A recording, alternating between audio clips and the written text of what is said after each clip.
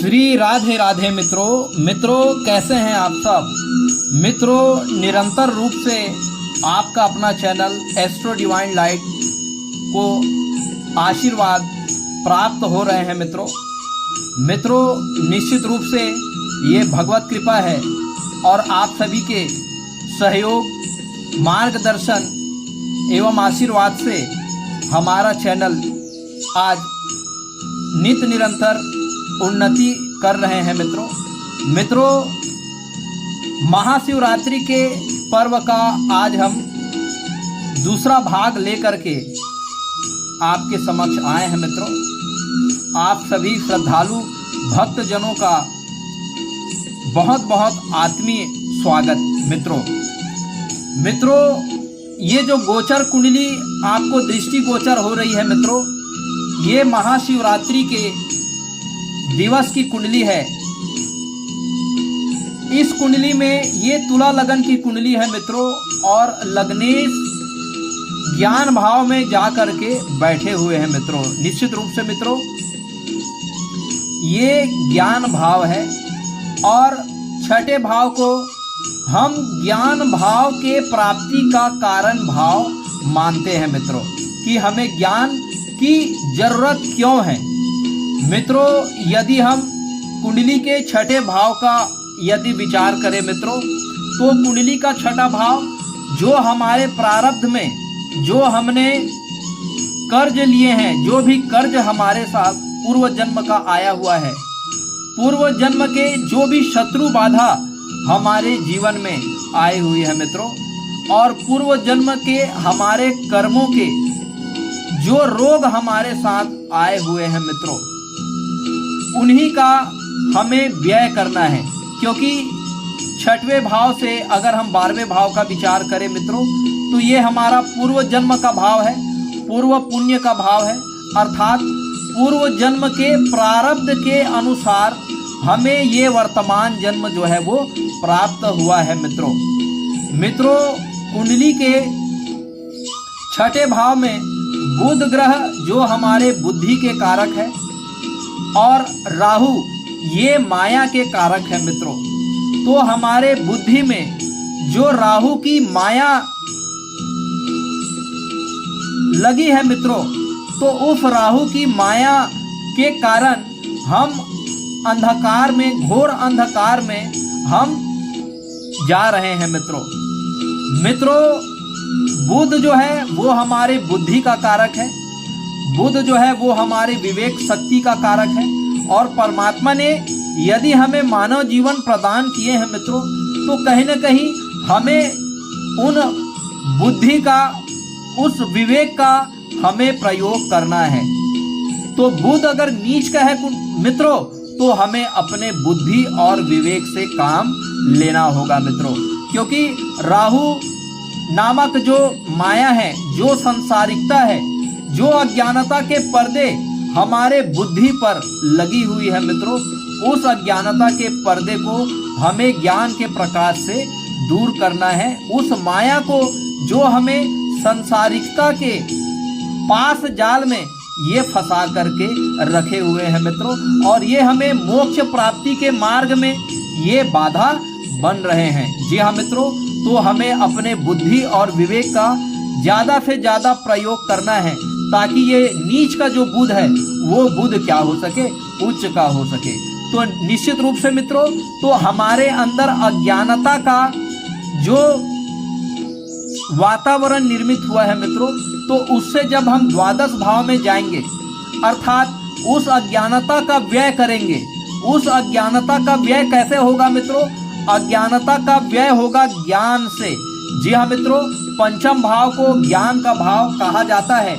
ये हमारे पूर्व पुण्य का भी भाव होता है और आप देख रहे होंगे लगन का संबंध पंचम भाव से भी बन रहा है अर्थात कहीं ना कहीं हमारे इस जन्म का सबसे बड़ा मोटिव यही है कि हमारे मन में पता नहीं कई जन्मों से रोग हमारे साथ एसोसिएट हो करके आए हैं, कई जन्मों के हमारे साथ भात्र पितृ मात्र ऋण हमारे साथ आए हैं और कई जन्मों का ये रोग भी हमारे साथ आए हुए हैं मित्रों। तो हमारा जीवन का सबसे बड़ा उद्देश्य है उन ऋण को हमें चुकाना है, उन रोगों से हमें निवृत्ति प्राप्त करना है और उन शत्रु बाधा से हमें अपनी सुरक्षा करनी है मित्रों। तो उसका एक ही जरिया है कि हम अपने ज्ञान का व्यय करके हम अपने दुखों का खात्मा कर सकते हैं मित्रों। अब ज्ञान भाव के हम विचार करें मित्रों, तो ज्ञान भाव में आप देख रहे होंगे यहाँ पर मन का कारक, यहाँ चंद्रमा बैठा हुआ है मंगल के नक्षत्र में। जी हाँ मित्रों, तो मन पर इच्छाओं का अंबार लगा हुआ है। हमारी इच्छाएं अनंत है मित्रों और हम उन्हीं इच्छाओं की पूर्ति करने के लिए अपने जीवन में लीलाएं करते हैं। माया मोह में हम इंडल्ज हो जाते हैं मित्रों। शुक्र यहाँ पर भोग विलास और माया का कारक है मित्रों, क्योंकि शुक्र जो है वो मंगल के नक्षत्र में विराजित है मित्रों। मंगल इस लगन के लिए प्रबल मार्केश हो रहे हैं मित्रों, अर्थात हमारी जो भोग विलास और इच्छाएं जो है वो मन पर सबसे ज्यादा असर करती हैं मित्रों। और जब तक मन में इन मनोविकारों का प्रभाव रहेगा तब तक हमें ज्ञान की प्राप्ति नहीं होती। और जब हम बहुत लंबे समय तक मन में भोग विलास, काम वासना और संसारिकता, माया मोह का अधिक स्थान प्रदान करते हैं तो शनिदेव हमारे जीवन में एक ब्रेकर्स के रूप में, एक परीक्षक के रूप में हमारे जीवन में आते हैं और हमें कर्ज के माध्यम से कहो, चाहे वो गुप्त शत्रु बाधा के माध्यम से कहो, कोई रोग के माध्यम से कहो, वो हमारे इसी मन को वो पीड़ा पहुंचाते हैं ताकि इस मन में जो अज्ञानता रूपी मनोविकार माया मोह के रूप में है, वो माया मोह रूपी अज्ञानता क्या हो सके, दूर हो सके मित्रों।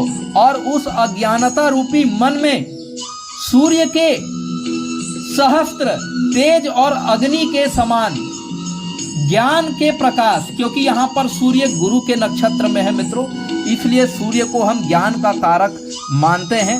और जब शनि हमें यातनाएं देते हैं, कष्ट देते हैं, तभी हमारे अंतः चक्षु खुलते हैं। जी हाँ मित्रों, और अंतः चक्षु खुलने के बाद हमारा जो हृदय चक्र है वो जागृत होता है मित्रों। और हृदय चक्र जैसे जागृत होता है, हमारा आज्ञा चक्र भी जागृत होता है मित्रों। और हमारे अंदर जो अज्ञानता के अंधकार है वो गुरु रूपी ज्ञान के प्रकाश से, सूर्य गुरु के नक्षत्र में है, वो आलोकित होता है और हमारा आत्म कल्याण जो है वो शुरू होता है मित्रों। जी हाँ मित्रों, तभी हम इस जीवन की सार्थकता को हम समझ पाते हैं और उस परमात्मा के जो बनाए गए जो विधि के विधान है मित्रों, उसके अनुसार हम अपने प्रारब्ध को पूरा करते हैं मित्रों। हम मोक्ष के मार्ग में हम निरंतर रूप से गतिशील होते हैं मित्रों। अब ज्ञान का व्यय कैसे होगा मित्रों? तो ज्ञान का व्यय होगा हमारे इच्छाओं से, हमारे दृढ़ संकल्प से, हमारे पराक्रम से और हमारे एफर्ट से। जी हाँ मित्रों, अब हम इस ज्ञान को सही दिशा में परमात्मा की भक्ति में मित्रों, महाशिवरात्रि भगवान भोलेनाथ के महान पर्व में से एक है मित्रों।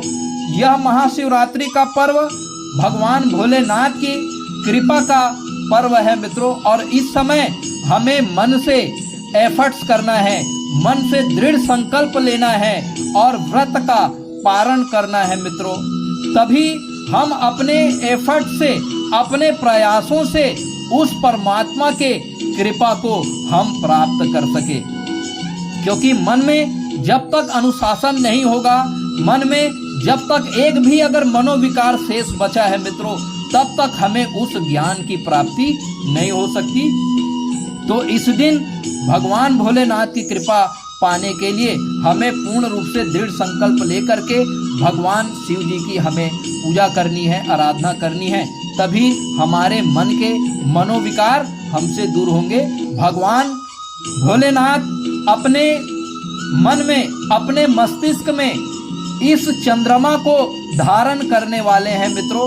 और चंद्रमा को वही धारण कर सकते हैं जो चंद्रमा में मन में उत्पन्न होने वाले उन मनोविकारों को जो दूर कर सके, उन काम वासना को वो दूर कर सके, त्याग कर सके। और जब हम उन मनोविकारों को अपने अंदर से त्याग करेंगे मित्रों, तो हमारे अंदर उस सहस्त्र तेज के समान, सूर्य के समान ज्ञान की प्राप्ति होगी, ज्ञान का प्रादुर्भाव होगा मित्रों। निश्चित रूप से मित्रों, सूर्य सहस्त्र तेज के समान, अग्नि के समान भगवान शिव का स्वरूप है। और चंद्रमा जो है वो माता पार्वती का कारक है मित्रों। शुक्र जो है वो माया मोह का कारक है। शनि जो है वो अज्ञानता का कारक है मित्रों। जब हम महाशिवरात्रि के दिन विधि विधान से अपने आराध्य देव भगवान भोलेनाथ की आराधना करते हैं, भक्ति करते हैं मित्रों, तो हमारे इस मन रूपी अज्ञानता दूर हो करके ज्ञान के प्रकाश जो है से आलोकित होता है मित्रों। निश्चित रूप से भगवान भोलेनाथ की कृपा हमारे जीवन पर होती है मित्रों। और भगवान भोलेनाथ की कृपा से इस मानव जीवन को हम सार्थक और सफल बनाते हैं मित्रों। तो मित्रों, इस तरह से हम महाशिवरात्रि का पर्व मनाएं मित्रों, अपने परिवार के बीच में, अपने स्नेहजनियों के बीच में। और भगवान भोलेनाथ से सभी प्राणियों के स्वास्थ्य लाभ के लिए, सभी प्राणियों के कल्याण के लिए हमें प्रार्थना करनी है मित्रों। जगत कल्याण के लिए प्रार्थना करनी है, जगत में आरोग्यता के लिए हमें भगवान भोलेनाथ से प्रार्थना करनी है मित्रों। तभी ये महाशिवरात्रि का पर्व जो है मनाने की सार्थकता होगी मित्रों। अगर हमारा यह प्रयास आपको पसंद आता है मित्रों, तो हमारे चैनल को लाइक करिए, शेयर करिए, सब्सक्राइब करिए मित्रों। अपने मित्र मंडलियों के बीच, अपने कुटुंबजनियों के बीच ज़्यादा से ज़्यादा इस लिंक को शेयर करिए मित्रों।